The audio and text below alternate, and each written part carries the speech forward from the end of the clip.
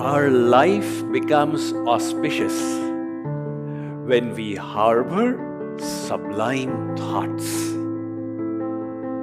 The thoughts become noble and uplifted when the mind is purified.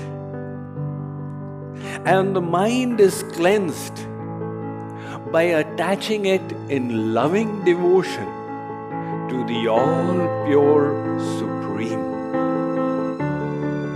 So love for God is absolutely the most auspicious activity we can engage in for ourselves and for the whole world. This love requires cultivation of divine sentiments. You could do that towards a deity. There is a very popular story from North India. There was an illiterate person called Dhanna Jaat. He used to go and help in a temple on a daily basis.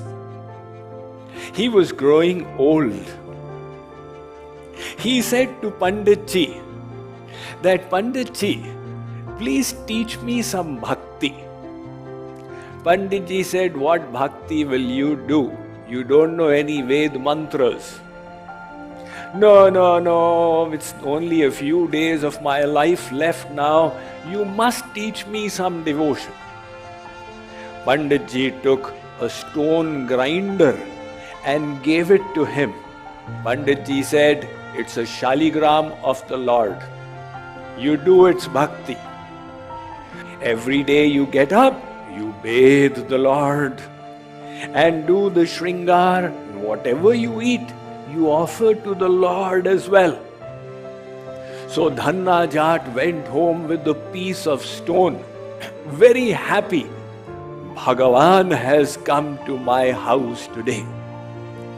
At night he put Bhagavan by his side and went off to sleep. Next morning he bathed that stone. He did the shringar, the tilak with the chandan. Since he was a poor man, he used to eat 2 rotis. He placed one before that stone and said, "O Bhagavan, please eat." What will the stone eat? He thought maybe God is a little more hungry. All right, take my roti as well. Still he is not eating.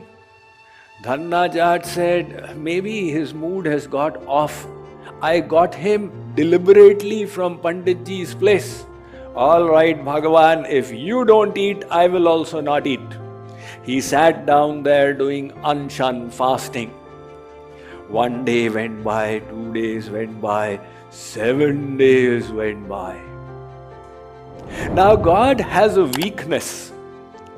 You know, in business, people try and find the other's weakness and then exploit it. So what is the weakness of God? He has a very soft heart.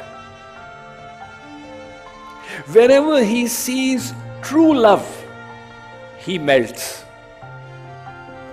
So he saw that this devotee has created divine sentiments in a piece of stone, thinking it to be Lord Krishna, and has not eaten for 7 days. The Lord melted. He manifested from that stone itself and started eating. Dhanna thought, lo, he has become God with hands and feet. The Lord finished 1 roti and then put his hand forward to the 2nd roti. Dhanna held it. He said, listen, you have been hungry since 7 days, I have also been hungry. Now let me eat my roti. This jhapta jhapti began. And finally God said, Are Dhanna, what will you eat? 1 roti. He put his hand on his head and blessed him. Dhanna Jaat was revealed the knowledge of all the Vedic scriptures, and he received the divine love in his heart. Now look, he purified himself by creating divine sentiments, even though it was towards a piece of stone. That doesn't matter. God is sitting in the heart. He knows what we are thinking and rewards accordingly. Dhanna succeeded like this. We people find difficulty in creating divine sentiments towards our Ishatdev, the worshipable supreme divine Lord Shri Krishna. And why does this lack or deficiency happen? Because we don't have enough faith. And why is there a lack of faith? Because of insufficient understanding. That is why, if we wish to develop love for God, we must strive to understand His divine entity.